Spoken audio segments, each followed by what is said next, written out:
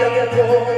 Nais kong pamahalin ang mga pinto at mga pangyayaring nagaganap sa lupa ipinangako.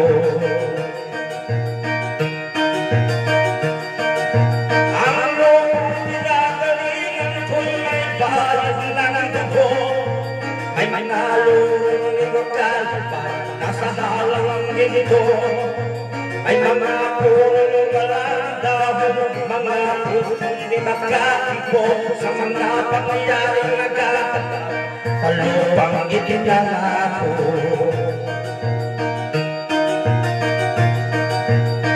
Mula nang makita ko ang lupang ito, nakita ko rin ang munting apoy sa puso ng tao. Inabukan ng mga kabulakan hanggang sa lumago. Ngayon ang puso'y may tago sa lupang pinangako. Lapit mga kaibigan at pakinig kayo. Ako'y madadagawang balita galing sa bayan ko. Nais kong ipamahagi ang mga pinto at mga pangyayaring nagaganap sa lupang ipinangako.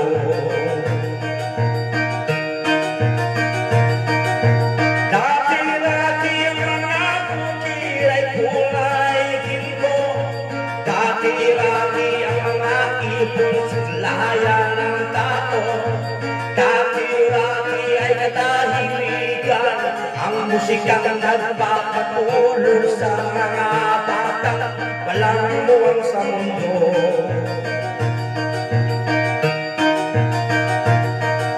Ngayong lupang pinangako ay nasa lumago. Patathan niyo ng luha ang apoy sa kanyang puso. Tingin niyo ang mga sigaw ng mga puso ng tao kung inyo ang darabing kabilang sa inyo.